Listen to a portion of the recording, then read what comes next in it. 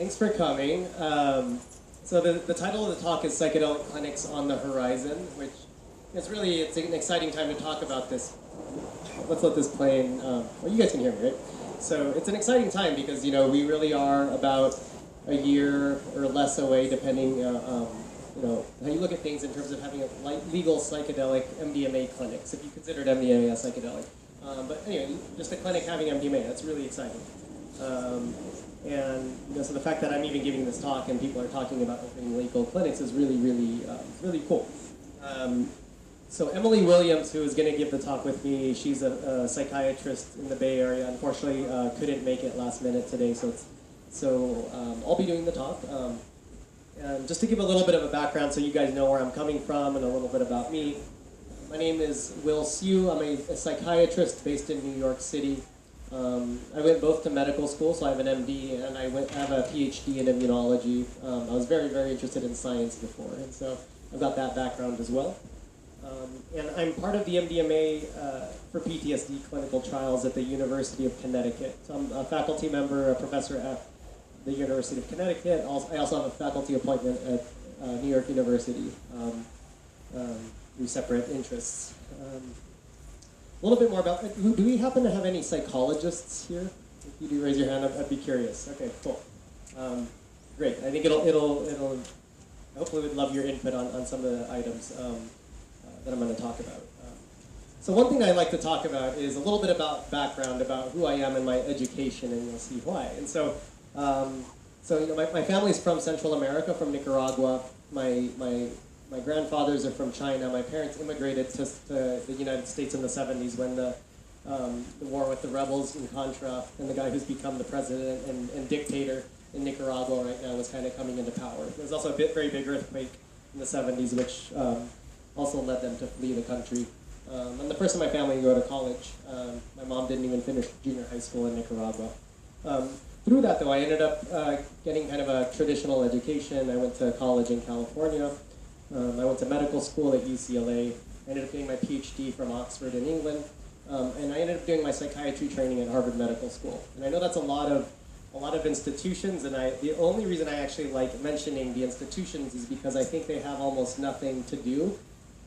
What I learned at those institutions have very little to do with psychedelic healing, and I think real healing. And if anything, they put me behind in many ways.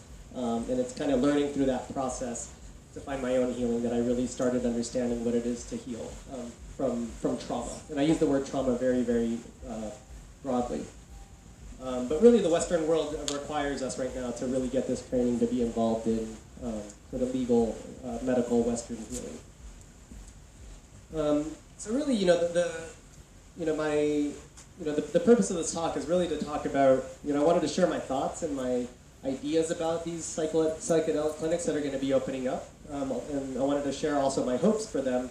But I think the most important part for myself is to talk about my concerns about, you know, problems that may come up, and perhaps hurdles that we're going to look at. Because even though it's a relatively tight-knit community and everyone's been in a very you know, a generally positive trajectory, I mean, this is going to be real. This is going to be work. This is going to be organizations and money, and there's going to be problems that come up. You know, the reason I was asking if there's any psychologists in the room is because, you know, traditionally psychologists and psychiatrists don't work together, right? I mean, we have separate training. We don't interact very much during our training.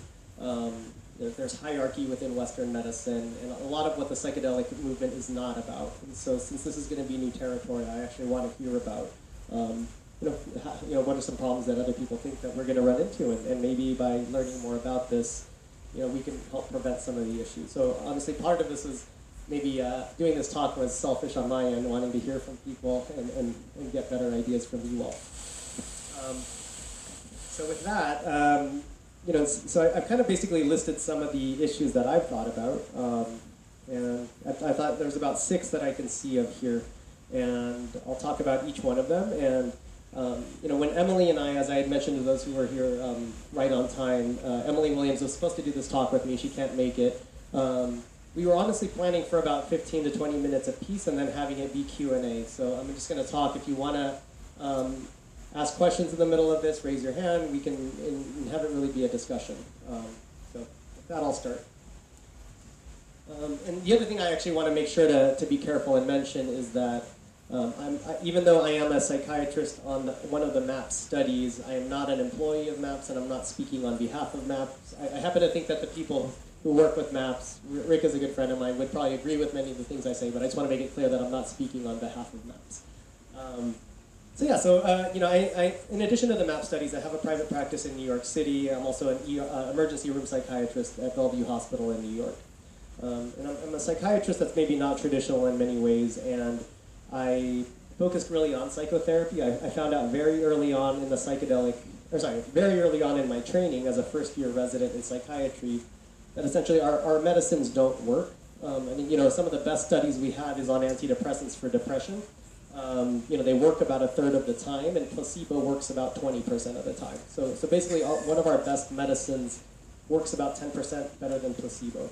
And honestly, it is funny, but the reality is, it was depressing as a young psychiatrist to go into a field. I was feeling really depressed about the situation, and I'm like, I can't even get healing from the field that I'm going into. And again, I trained at Harvard Medical School, and I was really depressed, and to the point where I was suicidal, and I couldn't even get healing that was helpful to me. And I was like, we're pretty fucked. And it really threw me into a deep depression. I ended up thinking about dropping out. I applied to management consulting companies like Bain and McKinsey. I got a job, and luckily I decided not to take it. But it really threw me into this place of really figuring out what the heck I was going to do with my life. So, and at that time, you guys see I'm obviously at Burning Man, and I have long hair and I have piercings. 4 years ago, so when I was 34 years old, I had smoked pot 5 times in my life. I had not touched a psychedelic. I was raised by Nicaraguan immigrants who were Catholic, and then when I was 7, my mom converted to being Jehovah's Witness. So there was no way in hell I was even thinking about taking a drug, even when my friends were doing it, because it was ingrained in my mind that I was going to go to hell if I did this. So obviously things have changed. This is being recorded and it's going to be posted, so I'm not going to admit to any illegal psychedelic use, because I'm not saying I've done it. Because we've got medical licenses and stuff that we have to talk about. Maybe, but I have done ayahuasca. It was done in Peru, where it's legal. And I actually got to take MDMA legally about a year ago through the MDMA training that MAPS is doing. Legally, they have a side study, a phase 2 clinical trial that they're having the therapists undergo, so that we can understand the process a little better, so that we can also talk about it, because now I can say I took MDMA and not lose my medical license. So the first thing that I think about here, or that I wrote down to talk about, is what happens when what are these clinics going to look like? Traditionally, I've mostly worked at academic institutions, so are these clinics going to be in academia? Are they going to be in the private sector? What happens when things get privatized and capitalism and money moves in? Who's going to be able to afford and pay for this care? Especially in the beginning, there's a limited way, at least with the MDMA clinics, that this is going to open up. MAPS has this program called Expanded Access, they're going to be applying for this state status of Expanded Access through the FDA, which will allow MDMA to be prescribed and perhaps have private clinics open up even before MDMA is rescheduled. I won't go into the details of what expanded access is, but we're around a year away from that potentially happening.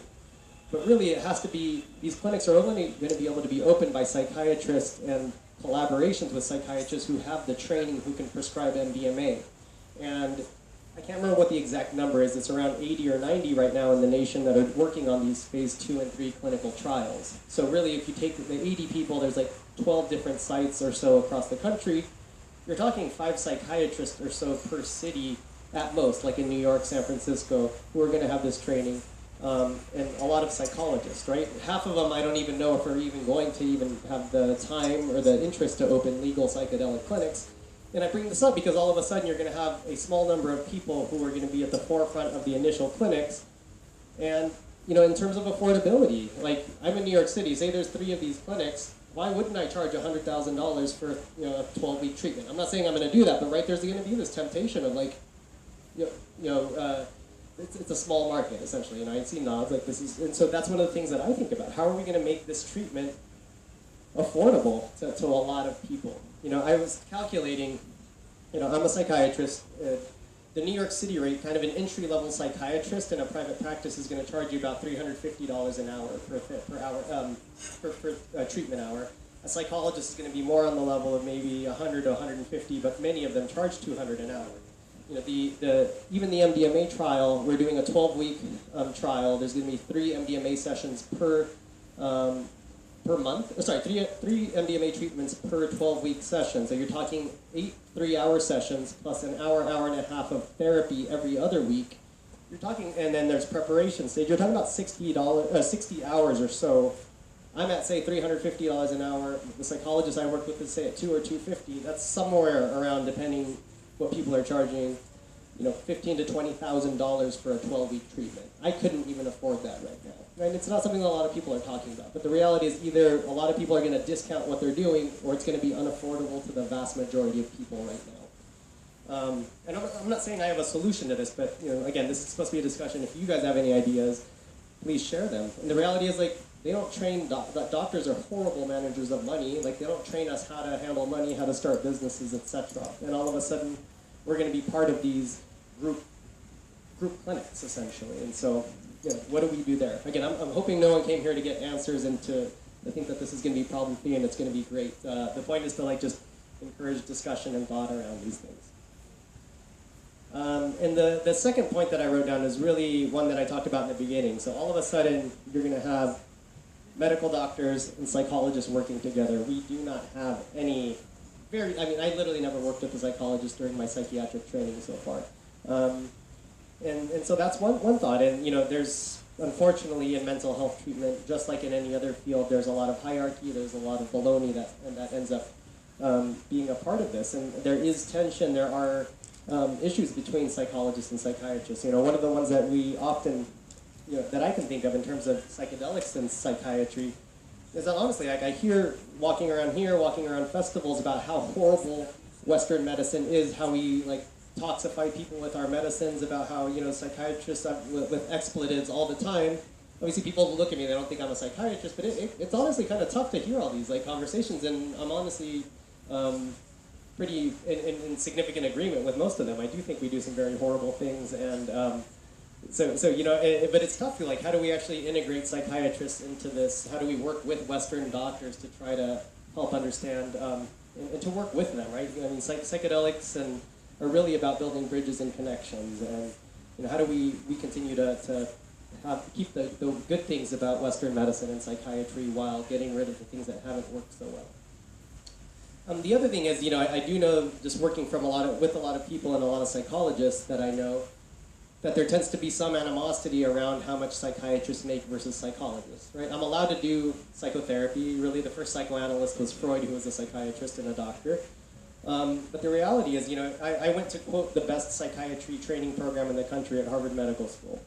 And I'll tell you that because if I only did the training that I was meant to do, which is, you know, we spend rotations in the inpatient unit, the outpatient clinics prescribing medicines, if I had only done the psychotherapy training that I was required to do by the end of my 4-year training, literally when I can go out and open my own office, I would have seen about 3 or 4 psychotherapy patients total, probably for about a year apiece, and that would have been my psychotherapy training.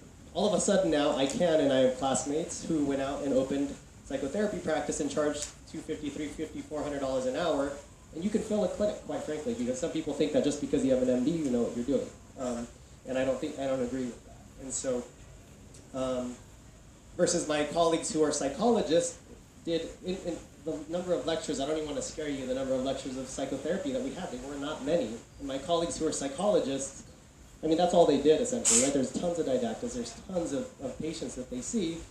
Quite honestly, the average psychologist just does much, much better psychotherapy than any psychiatrist ever will. And all of a sudden, but hey, you know, we're getting paid a whole lot more to do it. You know, it's I'm not going to say it's baloney, but it's really, like, I can see why there's tension. It really does not seem fair, even from my end. So yeah. Anyway, I'm seeing some nods also, which I'm happy to see. But you know, again, it's not like I have a solution to this. How do we work with this and with the system that we have? The third point that I wanted to talk about is how do we integrate other healing modalities with psychology and psychiatry. Right? I don't know how familiar people are here with the MDMA therapy. One of the things that I found that's very important, which hit me kind of like a ton of bricks when I first went to the first training for MDMA for PTSD through MAPS, was when I saw the therapist on video, Michael and Annie Mithofer, put their hands on a patient, like they were doing body work with the patient. Honestly, I was like, what the fuck are these people doing? You're touching someone and all of a sudden they're screaming and releasing trauma. I'm like, this sounds like, I was like, they could be sued for this. Like we talk about boundaries and not touching patients, and all of a sudden they're putting their hands on people and they're talking about, you know, releasing energy. And, you know, again, I had a very, very traditional education, and I was like, what? Like, what? Like, I was like, I maybe like made a mistake by coming to this. Now, after kind of being involved with MAPS and the training for about 4 or 5 years, it actually seems wrong not to know how to touch a patient in the proper way to do healing. And I'm saying that because if I said that to most psychiatrists, they would actually probably disagree, or they wouldn't see where I'm coming from in terms of really, like, we need to learn how to do this.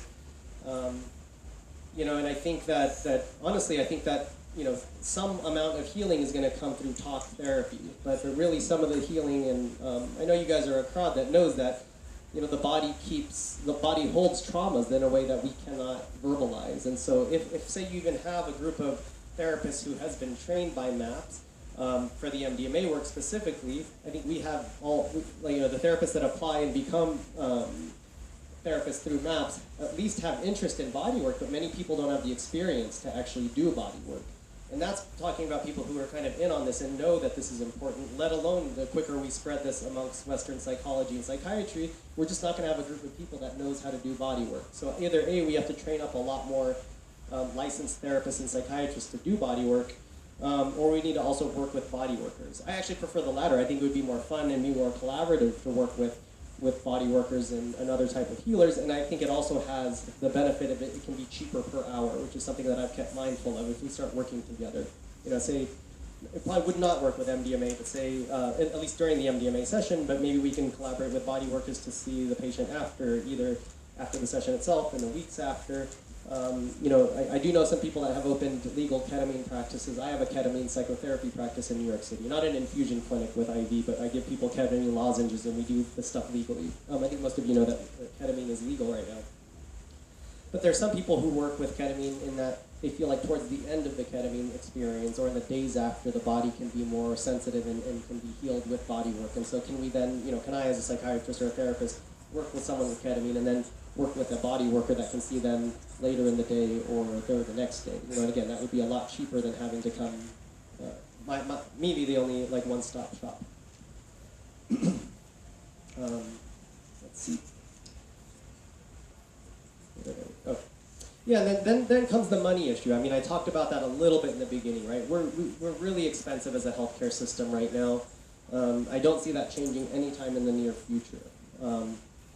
So, again, and is capitalism, is privatization really all bad? I actually don't think it is, but again, especially towards the beginning, when we have a limited number of therapists, how do we make sure access is available? And are there other ways to make these things more affordable? You know, I came from a very poor family.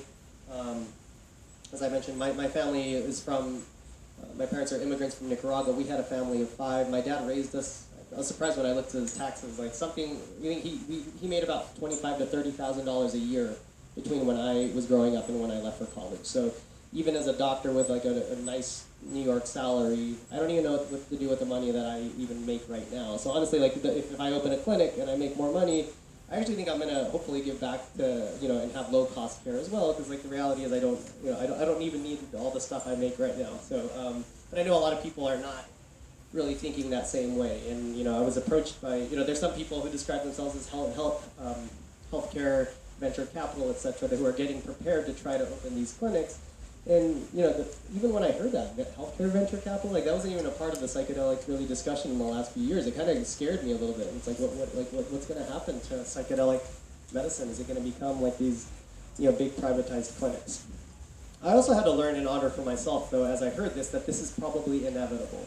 And so, you know, before when I first entered medicine, I used to think a lot about, well, I'm going to be a doctor in the rough neighborhoods like where I grew up.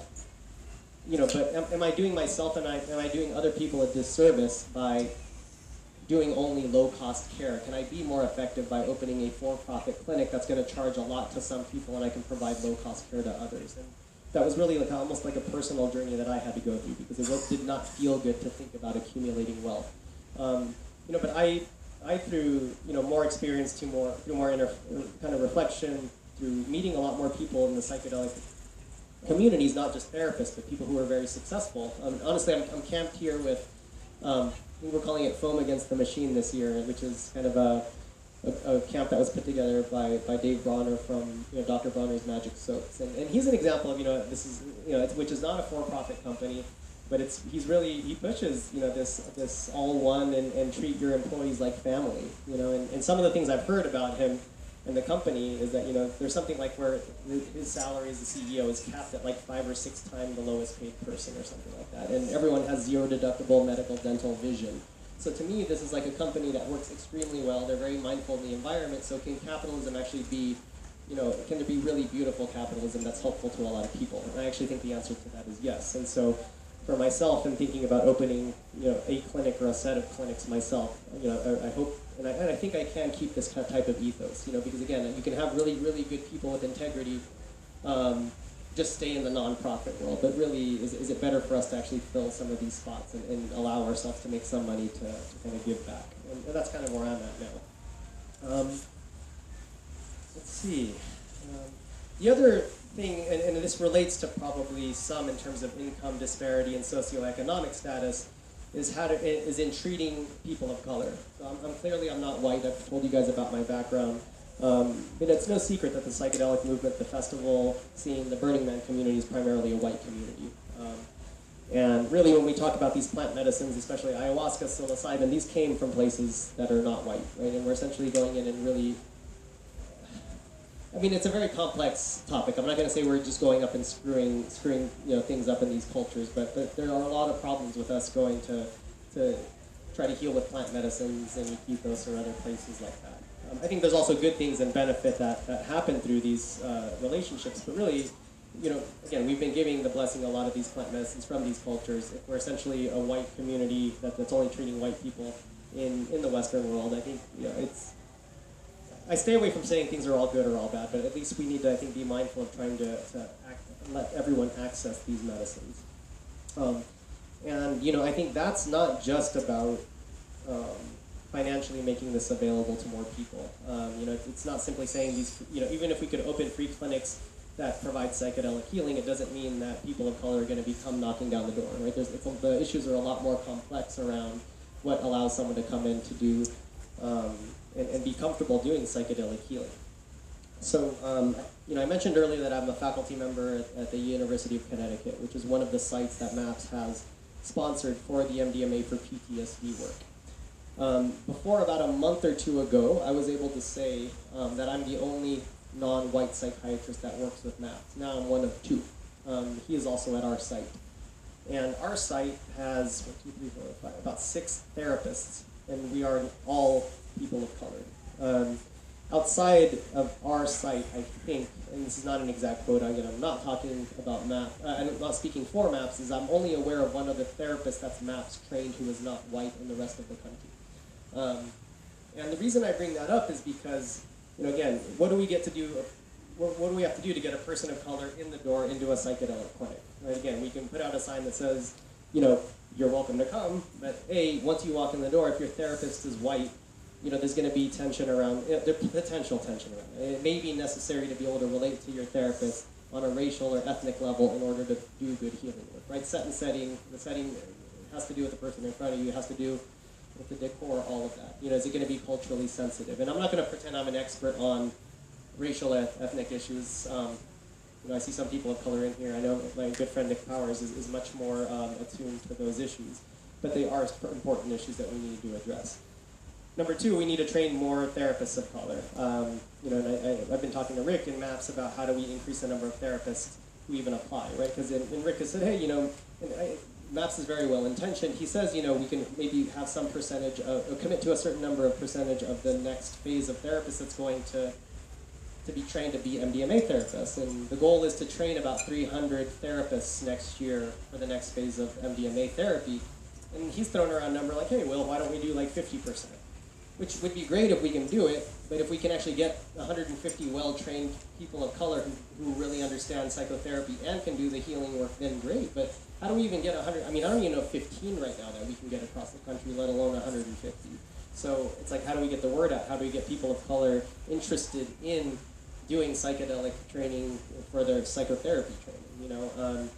And because there's significant issues there. And even before that step, how do we get more people of color interested in psychedelics in general? Because one of the many barriers, for instance, is the legal ramifications for people of color to get caught using illegal substances in this country. Right? My white friends, my blonde friends, before. Recently, we're not going to. They said they're not going to prosecute having personal amounts of marijuana in New York City. But again, if you're a blonde white college student getting caught with a little bit of weed, you're not going to go to jail. But I know many people, and I'm sure people in the room, that if you're a black man in a park with a small amount of drugs, you could very easily end up going to jail for a long time. And so, and meaning I bring that up because, in terms of just getting people of color legal psychedelic experiences, or sorry, not legal, because right now, say doing ayahuasca in the United States isn't legal, but even if you got, a group of black people together that wanted to do an ayahuasca, an underground ayahuasca retreat in New York City, I think there could be a barrier just to do that, because if you have to worry about, potentially, getting arrested or losing your license, etc., that's going to be a barrier as well. And so that's kind of, one of the other issues that I think about. And again, please share your thoughts or ask questions at any time. In terms of, so one of the things that I've thought about, and Nick and I have actually talked about doing together, is say, can we put a video series together, either with MAPS or Chuck Runa or one of the other big psychedelic publications, where we interview on video a group of black folks that talk about their psychedelic experiences, how they got interested, what it's done for them, or a group of Korean Americans with the same thing, or a group of Latino Americans, so that we can put that out there so that people can relate easier and say, hey, this guy looks like me, this gal reminds me of my family, how do I deal with these issues within my culture? And so, I think that's important, and, I'm saying this also because we need help. Like, I'm one person, we have one team in the country that's supposed to do this. We don't have any paid or, extra finances to spend time doing this. It really has to be, I think, a group effort with a lot of people. People of color, and then really like the last major kind of bullet point that I wanted to talk about is integrity, right? And what happens when people in our community or healers are not acting with integrity, and part of the things I think about is like sexual abuse with shamans, with underground therapists that's happening. Unfortunately, I've heard of it happening, and I've experienced it actually. About a year ago, I went to Iquitos to spend time. I was going to spend one-on-one with a shaman the entire time, and it was like, oh my God, he was highly recommended, and I'm going to do so much learning from this guy. Within 5 or 6 days, I'd come in at the tail end of a 6-week retreat. I found out that he had been sleeping with 2 of the female participants, and the people in the village who were his family members. I speak Spanish, so I was chatting with them. They're like, yeah, he does this all the time, and this is normal here. And I left after about a week. I was supposed to be there for a month. I was like, this is absurd. But what do we do, when this is happening either out there in Iquitos or with legal? I mean, this happens even with therapists, even in this country. So we don't even have to go that far to know that this happens. What happens when this is happening potentially with psychedelic therapists? How do we deal with that? Do we report these people and just get them thrown in jail? I mean, to me, that's the initial kind of response. But the reality is, if we're about community, how we, these are healers who are doing healing work that are hurt themselves. How do we deal with these things when they come up in our community? And that's another thing, another kind of topic that I think about quite often. I know there was one more thing that I wanted to share in terms of doing the work with integrity. It's not coming to mind right now. So we have plenty of time left, like I said, about 45 minutes. So really, this is the end of what I wanted to talk about and share with you guys. But I really do want to hear what you guys think about any of the things that I thought about, or just questions or comments that you have separately. And if you want to move closer, please do. Yeah. Hi. Thank you. So I'm a therapist and a shamanic practitioner. I'm at the beginning of a 4-year, pretty intensive psychotherapy, psychedelic training program. And, all of us who are being trained in my program have been through bodywork training, have been through energy work training, have been through somatic psychotherapy training. And many of us, including myself, or not many, but a number of us, have chosen not to be licensed for a number of reasons. Mostly so we can put our hands on people, so we can have more options. And so I guess my question for you is, how do you see the role for those of us who, have specifically chosen not to be licensed to collaborate with people who have focused very much on being more a part of the system and legality? Thank you. It's like the playa provides. Literally, when that one item that I didn't remember was actually talking about underground work. So, thank you very much. And I actually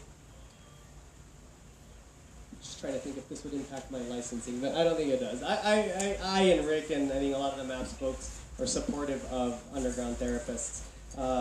In talking about the cost of this care, again, it's absurd. If we're going to charge $500 or $600 an hour to pay for a therapist care to do 60 hours of clinical work, it's unfeasible. I know Rick would say, really, we're thankful to this underground therapists that have done the works even since before these substances were made illegal. There's tons that I have learned and that underground therapists have shared with licensed therapists, thankfully, that have been doing the work. Really, if all we had was the people who had worked with the legal the legal trials, like we would really be a lot more behind than we already are. So I actually think that it's great to have well-trained underground therapists doing this work. I think they're going to provide a different niche, a different type of a different avenue. So I'm not saying, even again as a Western psychiatrist, I think I've driven this point home hopefully, but I'm not a massive fan of Western medicine, and I think it's going to be a way of providing psychedelic medicine healing work. I do not think it is the only way to do psychedelic healing. I will also say that I think getting therapist training does not equal being able to provide good psychedelic healing and being able to hold space for someone. And I also think that doing lots of psychedelics, going to festivals, to Burning Man, and being an underground therapist doesn't equal being able to do good healing either. Because it's kind of interesting because I kind of hold this space between the hippie festival, Burning Man crowd, and I'm also a Western trained psychiatrist. And basically I'm kind of saying like no one has it right, and and really it's a combination, and you'll find people within every community that can provide really good healing work, I think. Do you think there's a role for unlicensed practitioners in clinics? So I think legally, for instance, I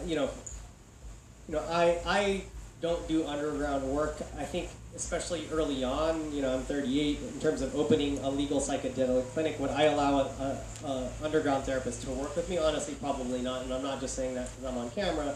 The real reality is that, I think I do really good work. I do it with integrity. I have big plans for what I want to do. It's a massive risk to be able. If I opened one of, say, 3-4 clinics in New York City within the next couple of years of providing MDMA therapy, and I get caught, working with someone who's doing underground work, I think I would really, this stuff would make the press. We would get these clinics shut down, and I think we have to be very careful about what's out there right now, just because, I think we still are at a timid time, and we can see who's in politics and who's in office right now, and all they need is like one little excuse to really slow down or shut this stuff down again. So it would not come from a personal space of not wanting to work with underground therapists. It would be more from my end, just putting things at risk. Please, yeah. So I guess I'm curious, in a doctor's office, let's say, there are different levels of people in the office working, there's a certain kind of practitioner that can give a shot, or, what I'm saying? So I guess what I'm asking is there a way to legally have people who have been extensively trained in, all these different aspects of what goes into this healing process that could really round out the psychiatry, like the psychiatrist perspective, that could legally somehow be collaborated? Yes. I have one, I hesitate to share this because I'm in the process of opening my own clinic, and not an MDMA clinic, but a ketamine clinic. Because again, I do my solo practice right now with ketamine, but hell, if someone steals this idea, I actually think it's a good one because I think it's going to provide better care. So one of my ideas, so there's 4 ways of, everyone realizes that ketamine is legal and we can provide this right now, right? It's a prescribable medicine. There's 4 ways of administering ketamine currently that are used relatively regularly within the psychedelic healing community and non-psychedelic, right? This really started from anesthesiologists using this and people being observed getting better after taking ketamine for a procedure. So the major ketamine work that's being done out in the Western world right now is through IV clinics. So mostly anesthesiologists and non-psychiatrists that have, some of them are probably really well-intentioned places, but some of them we call ketamine mills, where you have an anesthesiologist that you never actually see, and you have, a nurse that's there full-time. They're essentially having six people getting IV infusions of ketamine, and New York City, this is anywhere from $750 to $1,250 a pop for about 90 minutes of an IV session. And this doctor is making a ton of money if you haven't done that. And so that's one way that ketamine is administered. The other way is through an IM, so like an intramuscular injection, just like a shot, where it stays in for a certain amount of time. You have ketamine lozenges, which are dissolvable in the mouth. Depending on the dose, you can have kind of the peak come up and down, also for about 90 minutes to 2 hours. And the last way is a nasal spray. One of the ways around, and so there's done a background check, and not background check like a legal one, but I know that ketamine's not contraindicated. They work with me. They do have to come into a session with me, and then I can provide them a prescription. Then perhaps they're now working with an unlicensed person, because once they have the medicine, it's no longer on my license. So if they wanted to take it to a unlicensed person, that works really well. Again, they would have to see me for the first time, and maybe 1 or 2 sessions, 1 or 2 times I would have to check in on them. They would have to come pay me my normal fee. But if I'm writing it for them and they choose to go take it to an unlicensed person and pay them $100 an hour, that's a hell of a lot cheaper than coming to me for another person. That is an idea I have. So yeah, thanks for clarifying, because I think it's an important instance. So if what city do you live in? In Oakland. So, there's plenty of MDs writing prescriptions for ketamine in Oakland. So that's potentially something. You may be already doing this, but that's an idea that I have that I'm trying to spread a little bit. Because again, that might be a way to get more practitioners. Yes. Yes. No, you're reading. No, this is good. I shouldn't try to hide anything. Again, there's plenty of resources to go around. The other thing that I'm excited about in terms of doing this is then we could have communities in New York City, in San Francisco, etc., with underground therapists and legal therapists that get together and talk about their cases, right? Because it's interesting. Like, this is now more my scientist brain thinking. Are certain what we call diagnoses or illnesses more or less apt to respond to ketamine versus MDMA versus psilocybin? When that becomes legal, I think we probably will find that different medicines will respond differently to different illnesses will respond to different medicines. And by building kind of a network of underground and above ground therapists who have experience with this, people can say, hey, I mostly work with PTSD victims of sexual abuse who dissociate, and my experience with this group of people with ketamine is this, which is, ketamine's a dissociative. Maybe that'll turn out to be something really good. Or my experience with working with people with chronic pain with MDMA, actually I find that makes them worse and they become more addicted. But when I work with them with psilocybin, that actually really, really helps. And so, because right now we're really thinking, let's just legalize, let's reschedule. I think as these things become more and more used, we're going to find that these subtle differences, and it's exciting to kind of be able to now be thinking about how do we differentiate between the different medicines and the different diagnoses. Yeah. Hey, thanks. Kind of a follow-up question, a little bit of a modification. This is kind of more towards the business model angle, because when I heard that question, I was thinking, okay, well, maybe you touched on this already. It seems like there would be an opportunity for offering a holistic variety of treatments, some which require licensing, some which don't, and they could extend, the relationship with the patient and treat them over a much longer period of time for a larger set of, conditions.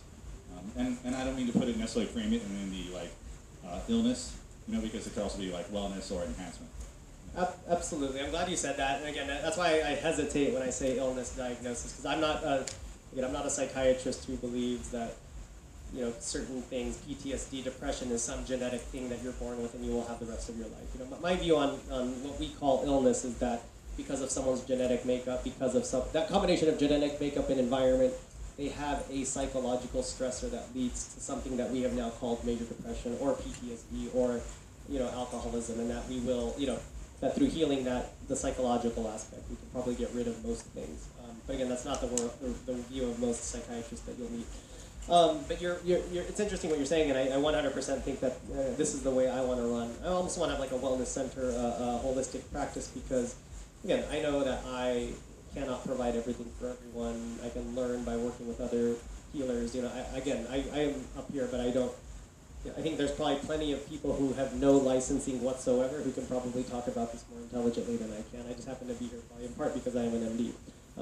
But really, I think that working with other practitioners, it's going to be great, because maybe we can have some people that come in who are asking for MDMA healing, but really what might actually work better for them is to work with a body worker and over the course of time, like you're saying, and that might even be even better for them. So, absolutely. Yeah, in addition, absolutely. Yeah, completely agree. Yep. What's up? Yeah. Sir. Oh, you need the microphone. Okay.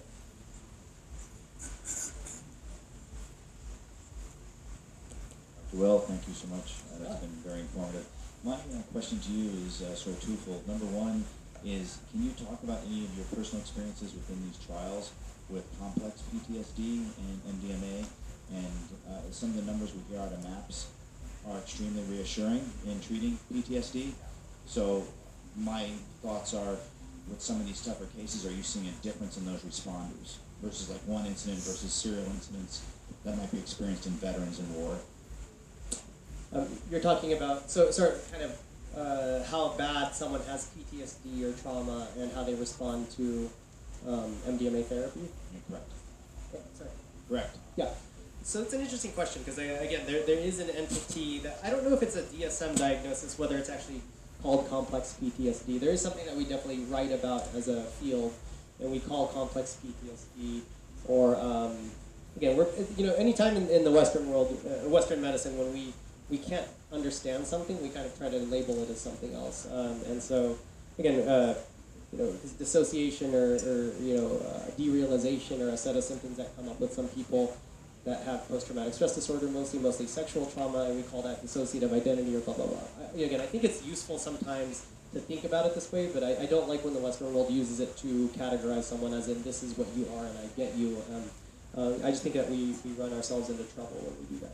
So, in terms of the data, I haven't seen, it doesn't mean it doesn't exist, that within the MAPS data, someone has said this is complex PTSD versus normal PTSD. I do know that, at least the first studies, because I think there's been treatment of over 100 people at this point within the MDMA studies in recent times.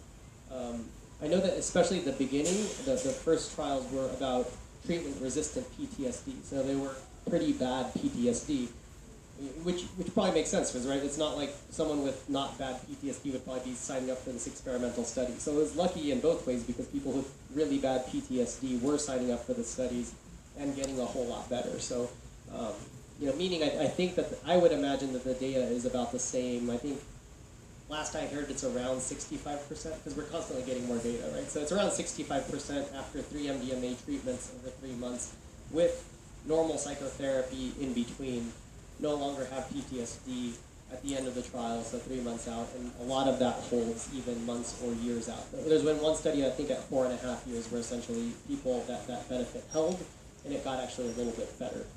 I can talk about the little bit better if people are interested. Just ask why that might be. So I would say there's a lot of hope that this would be beneficial for people with more severe PTSD. I'll bring up another point back to the people of color and racial trauma. So our site, like I said, is focused. It's not like formally, we don't have a separate study, but idealistically we have chosen to focus on treating people of color with PTSD and race-based trauma, which are two separate things. Right? So racial trauma could be something like experiencing chronic racism over the course of one's life, by like every single Black American, honestly, and many other non-white Americans. That we call microaggressions. That's like every single day, interacting with someone on the street, a police officer, etc. You're just feeling racist. That something about you is being held against you. That some of that can be associated with losing your life at times, or at least having a threat against your life. I mean, I think even say being a Black American and watching a Black man on TV getting shot as he runs away from a police officer, right? Even the diagnosis of PTSD is not an actual necessarily a life-threatening experience for yourself, but it's witnessing a life-threatening experience, right? I mean, honestly, like first time I saw one of those police videos, sadly I've become numb to it, but that was traumatizing. I remember like just not being able to focus on anything else, feeling like shaking. I'm like, how the hell is this happening in the world right now? The reason I'm bringing this up is because, say you can have a point trauma, and one of the problems with the DSM right now, the DSM, for those who don't know it, is a diagnostical and statistic manual, something, I don't even memorize it as a psychiatrist because I actually don't like it very much. But we've categorized illnesses and said PTSD requires these 3 or 4 or 5 things. Major depression requires these 3, 4, or 5 things. And really, the DSM diagnosis of PTSD is based on very much a point trauma, or a point set of traumas. It is a sexual assault, it is your Humvee being blown up, or 3 motorcycle accidents, but it's meant to be a point trauma. I think the reality is that we have those, many of us have those traumas in our life, but we also have chronic traumas that happen every single day to us. I mean, we could even say that, physician training of working 80 to 100 hours a week, really being in a verbally abusive environment while we do that, not getting sleep, is traumatic in many ways, in a real emotional way. Having a society where we're focused on capitalism and not getting sleep and working 80 hours a week at a bank on Wall Street is traumatizing. And then again, back to the people of color thing, that I really think there's a significant amount of racism that we can call traumatic, that has a physiological and psychological impact on certain people that should be labeled as trauma. I actually think that, if a lot of the people in the categories that I was talking about have not had a point trauma, if you actually look at them with the DSM, may not fit the criteria for post-traumatic stress disorder, right? Because it may manifest differently than nightmares and flashbacks and hypersensitivity, right? But is it a trauma or is it not? Absolutely, it's a trauma, but it may not fit the definition of what we're calling post-traumatic stress disorder. Many problems with that, right? Funding, insurance-wise, funding from the VA, etc., honors the DSM diagnosis for something. So if you are having significant symptoms but they don't meet the criteria for PTSD, you may not get certain benefits or certain payments from insurance companies. The other thing is that I think about is, in terms of treating, something I've talked about a lot with our group, meaning at the University of Connecticut, is race-based trauma. So, and meaning, if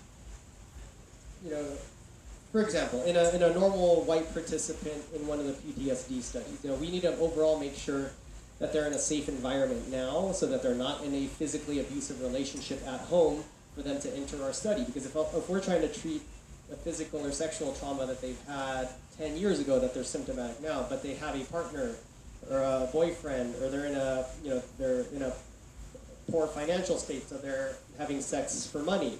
Like, they're essentially having trauma happen right now. So if we're trying to treat a trauma while someone is being traumatized, that's not going to really work good for us study, and it may not even cause relief of the symptoms because they're still being traumatized. In our site specifically for racial trauma, I do, again, I'm a big believer, and I see a lot of heads nodding when I talk about really racism causing chronic trauma to people of color. And one of the things that I am concerned about is say that we have someone who's experienced a police shooting or witnessed a police shooting, say that's a Black American, and we bring them into our site, we treat them with MDMA for PTSD because they meet criteria for PTSD, but we do a follow-up study. Say at 12 weeks, we've cured them from their PTSD. But say if we do a 6-month, a 12-month, or a 5-year follow-up, and they have PTSD symptoms again, it may look like our therapy did not work for them. Is it that they didn't do good work? Maybe, but it could also be that perhaps we sent them back out into an environment where the world is racist and traumatic, so that we didn't really clear them of their PTSD. And one of the things I worry about more kind of philosophically is so I trained in Boston, again, at Harvard Medical School for my psychotherapy training, and I worked a lot with the Boston Psychoanalytic Institute. I mean, I was like deep into this shit back then. I mean, I was like 4 days a week on the couch doing traditional psychoanalysis for myself. Psychoanalytic societies, the Freudian ones especially, are very much also a white group of people. I know from my experience in working with a lot of these therapists or working with a lot of these institutions, and I don't think these are bad people, but I've heard things said like, you really need, only certain patients do well in psychotherapy. You have to have a very reflective patient. You have to have a very intelligent patient. And they don't outright say it, but no one will say that. Usually, that this is like the wealthier white people. And I know there would be people that think, oh, because you're poor, or because you're from a certain ethnic background, because you're an immigrant, you're probably not made well to be a psychoanalytic patient or a psychotherapy patient. So say if all of a sudden our data, say we do end up, our site has, say, all people of color as patients, if we don't do as well, if our data isn't as good as the other sites, are people going to say, well, maybe this isn't a treatment that works well for people of color. Maybe they're not good patients, versus saying maybe we need to honor that really we live in a racist country right now, and that they're not doing well because of other factors. Maybe they're not doing well. We are doing pretty well at getting people in the door interested in the study, but people of color are also a lot poorer. So even if we can get them to meet the criteria for our study, can they take 1 day a week off for 12 weeks to do the study, including once a month for an entire day session, stay overnight and do another session in the morning, and take all that time off of work? Usually not. And so we have a lot of barriers that we're working with right now to try to make this accessible to more people.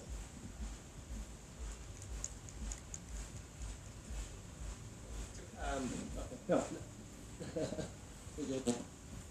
So we do have one of the MAPS employees here, so if we have any MAPS-related questions, we can ask Jade, who walked in, who always has the most colorful outfits, whether we're at Burning Man or not. So, welcome, Jade.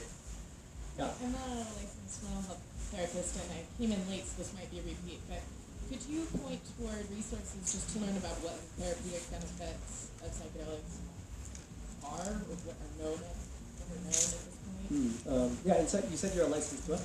I'm a licensed clinical social worker. Cool. I work as a therapist. Awesome. But I'm also pretty naive to all of this.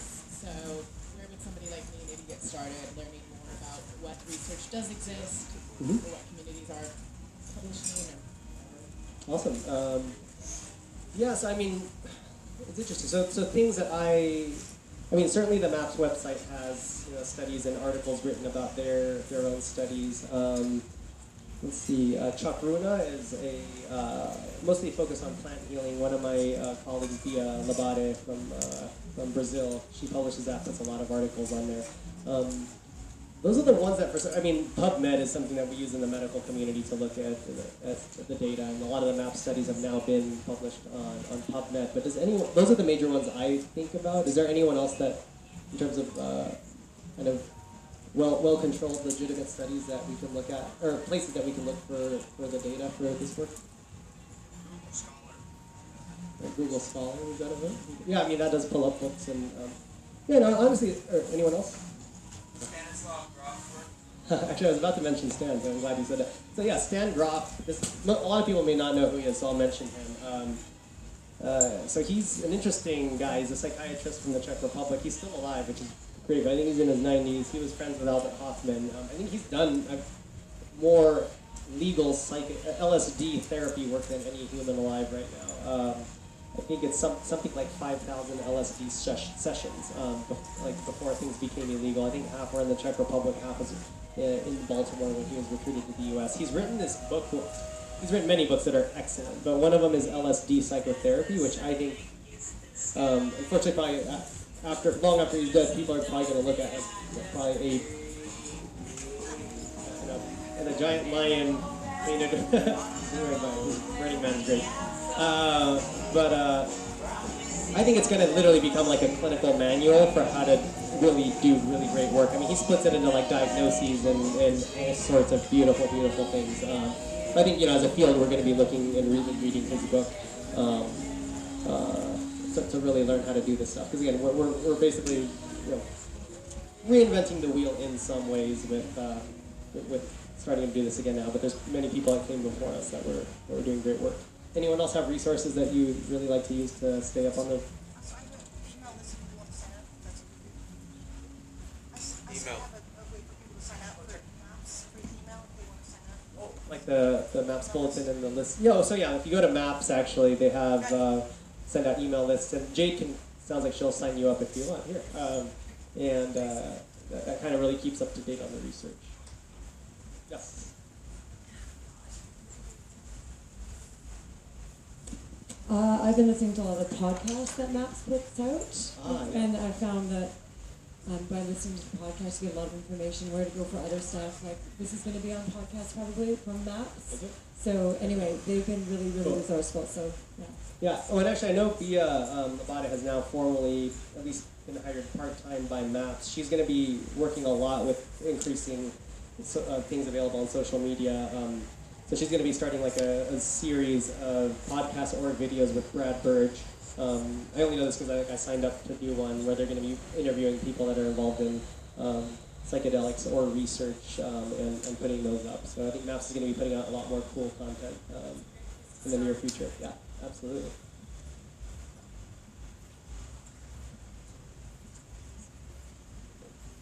Anyone else? We've got like 20 minutes, but yeah, obviously feel free to go anytime. Or we can end it if no one has any more questions or comments. I'll probably stay for a bit.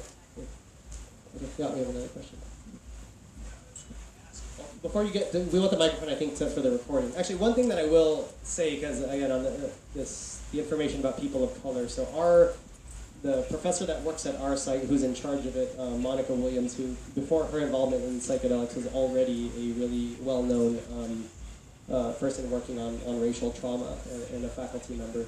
We actually put out a recent publication within the last 3-4 months or so that looked at all of the modern studies on legal psychedelic work and then did racial demographics on that population. And so she found that about 80% or so of the participants in the modern psychedelic studies, meaning like probably 90s up until now, 80% were white, which actually, I mean, I think we could do better, but it doesn't sound horrible, but about 10% of people clicked, like they basically didn't give their racial information. So if we assume that 10% is about the same as the other, meaning 8% of that 10% were white, we're talking 88% of the participants are white, which again, I tried to crunch numbers. I think I did like Latinos, Asians, and Black Americans make up something like 40% of the United States. So, we're nowhere near treating the population that looks like the population of America, basically. Yes? I just want to ask about your experience with uncovering other mental illnesses or mental disease states during these trials, and have you ever come across patients with suppressed memories that come out during the MDMA use?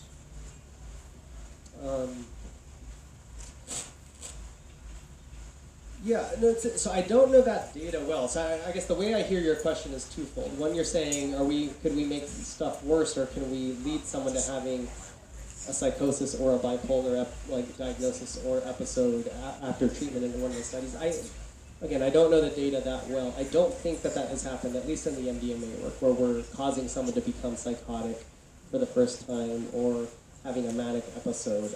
At least I don't know, again, but I won't.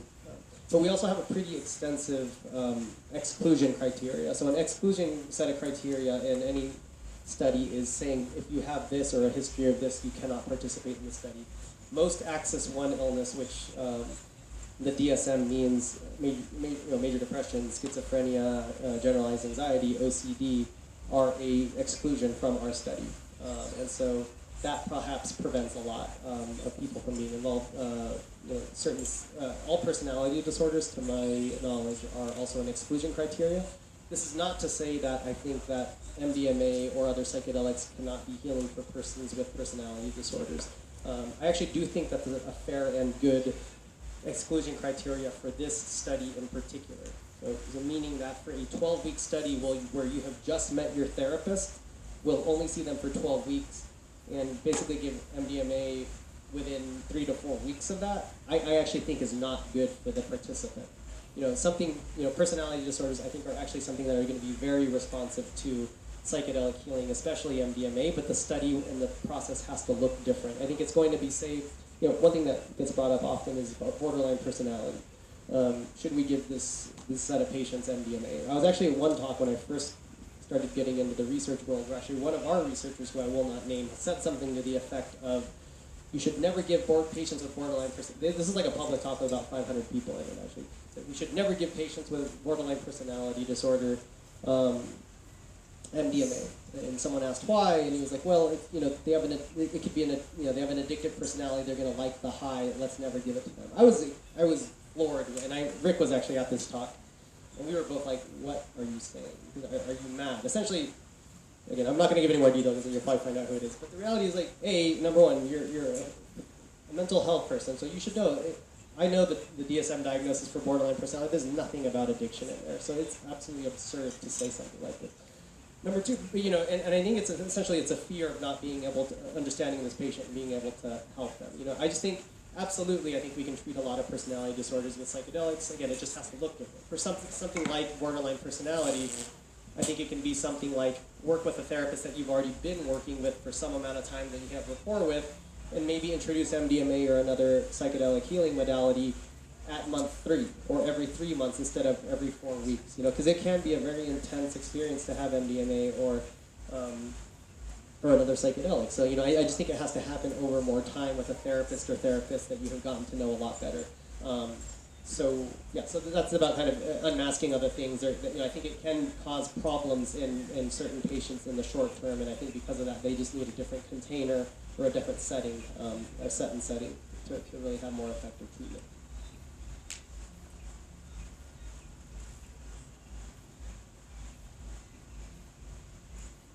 Anyone else?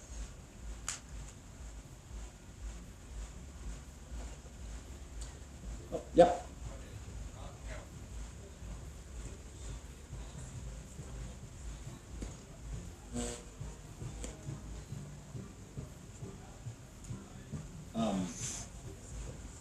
So, okay, let me turn to the sort of question of replicability. Replicability? Yeah. Okay. So you're building your clinic right now around ketamine treatment in New York, if I heard correctly, yes? Mm-hmm.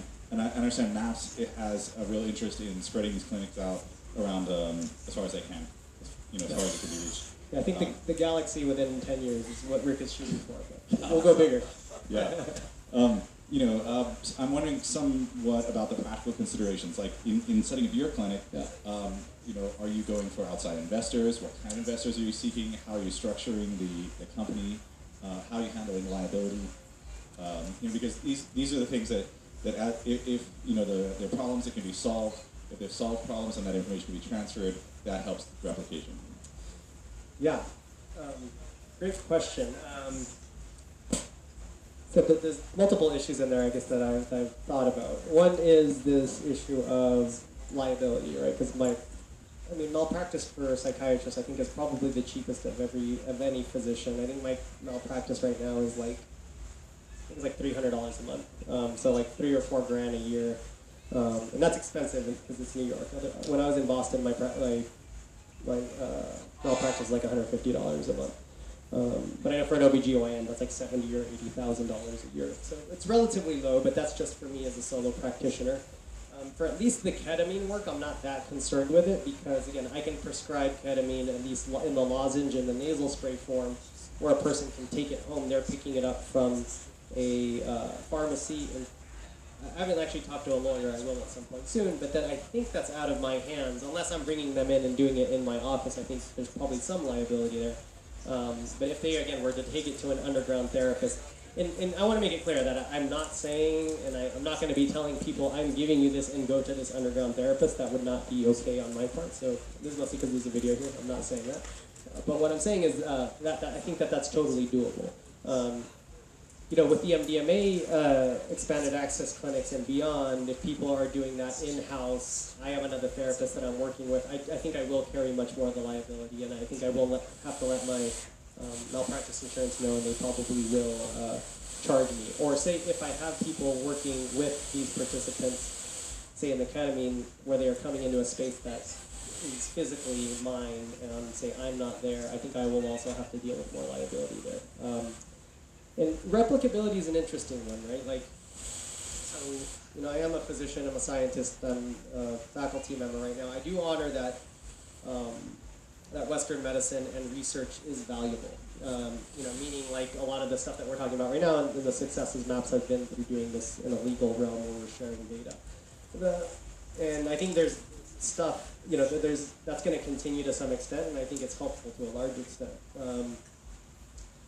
But I also think that there's lots of limits in terms of the cost of some of these studies is tremendous, right? And it tends to be slow. Academics move very slow. Publications, essentially, if you're on PubMed, again, this is our Google for medical research, and you're Googling about studies, they're essentially published about a year or more after they've even been done. So you're never really up to date if you're only looking at the medical research. So that's an issue. And again, just the cost of it. So, if I were to run some sort of study in a private clinic, to put the effort to have that out there in an academic form is going to be expensive. It's going to be time consuming. When I was talking earlier about perhaps then we could have more collaborations with licensed and unlicensed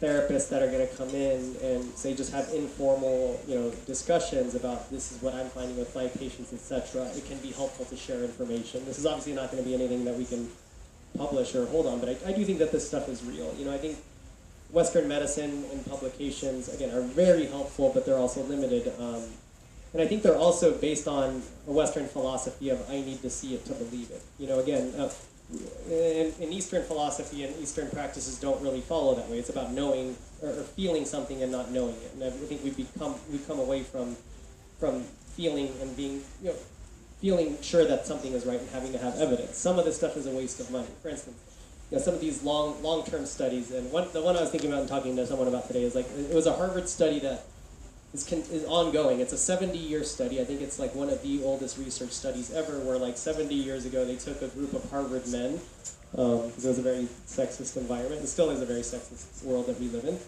They followed them long-term over the course of their life. They followed their children, and a guy that was one of our teachers at Harvard Medical School, Bob Waldinger, he's had some press actually. He took a year off to kind of probably talk about this in a TED Talk he did, where he basically said, after 70 years in this study, the one thing that correlated with happiness is the quality of your interpersonal relationships. And he did this really good TED Talk, and he's being on tour and wrote a book, and he's become famous, but I think it's great that he did this, but the reality is, I don't think I needed anyone to do a study and spend millions and millions of dollars to tell me something like that, right? We should know as human beings that connection and love, etc., is what we need. That's why, again, this isn't the crowd I need to probably convince of that, right? But again, they've done, I'm part of the Western medicine, stress increases the chance of someone with heart disease to have a heart attack. Great that you studied that, but we didn't really need to do, a very expensive study over the course of time to tell us that. There's certain things where I think that Western medicine is going to play a role, and some of these studies that are more obvious, I think, don't need to. So that's more of just I think it's going to be great to share some of this information and have universities still doing it. But I've become, again, a little bit more of a believer in just learning from my patients and my experience with patients. All right. Any more questions? We got 5-10 minutes. Yes. I arrived a little late, so I might have missed this. Are there things that you would recommend in what someone should look for at a ketamine clinic? Because right now, the marketplace it seems really scary and fly by night. So I'm wondering what you would suggest. Yeah, I'm glad you brought that up. Actually, ketamine. I honestly discovered ketamine in my personal and private life. Really, again, not private, illegal camera. But just personally, I've done a legal legal ketamine infusion myself. So that's what I'm referring to. But meaning, before 3 or 4 months ago, I was actually not just anti. I was a little scared of ketamine, honestly, because I'm pretty new to the burner festival scene. Actually, at Burning Man 2 years ago was the first time I ever even heard of ketamine being used, and there was a lot of problematic stuff that seemed to come up. People that seemed to be more that we would call addicted or had issues currently or in the past with opiates, just to where I was a little bit scared of it. But then in the last few months, it's really blown my mind how healing ketamine can be, and that's when I was like, hey, I've got to get on this, because this is really, again, it's got a lot of benefits, shorter acting, cheaper than you know, a full day of MDMA therapy. That said, you know, I've now started really looking into it. I think in New York, like most cities, most of these ketamine practices are ketamine infusion clinics run by non-mental health providers that are essentially providing ketamine infusions. I think the setting, they tend to be like, you know, white walls. It's a very medical-like facility. And I'm not saying that infusions are not beneficial. I just think it's different than doing ketamine-assisted psychotherapy, which is what I do. I think ketamine infusions can be very helpful to get someone out of a depression, a suicidal state, which we actually have no alternative to that. So ketamine has its role. My frustration with ketamine at times is that, so people I think can come off of antidepressants by getting regular infusions, which I think is good overall, but I also think it's unlike MDMA or other healing where we could potentially get people off of them much more long term, perhaps always, forever. And so yeah, I think it's better, but I think we can do even better. So that's why I'm really focused on doing ketamine-assisted psychotherapy or working with therapists that are doing that, because I do think it's more of a long-term solution. But, I also honor that we need ketamine infusion clinics. I think because there are people that can't afford the long-term therapy, they don't have the time, if they have families, if they have certain jobs. And perhaps some people just don't want to do therapy, and I don't think everyone should have to do that. And if that, say down the road a year or two, they want to do psychotherapy, then they have that option. So I think ketamine, that's kind of what I would think. If you want to do ketamine psychotherapy, find practitioners that know what, really how to work with this. And I don't know a lot of people that are doing really good ketamine psychotherapy work.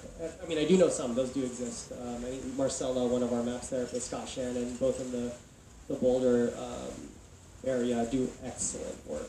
I'm just saying, like as a whole in the country, there aren't a ton of people doing ketamine psychotherapy. And I think whether it's MDMA or ketamine-assisted therapy, I actually like to refer to it as psychotherapy assisted by MDMA or psychotherapy assisted by ketamine, because it's the psychotherapy that's doing the healing work. Again, I don't have to really convince you guys that, because plenty of people doing psychedelics that aren't being healed. So I think that, actually I also want to say that I do think healing work can be done with psychedelics outside of psychotherapy. I just think that the chances are much higher of having that happen if it's combined with psychotherapy. All right, probably one last question if anyone has one. If not, we'll end. All right, thanks for listening.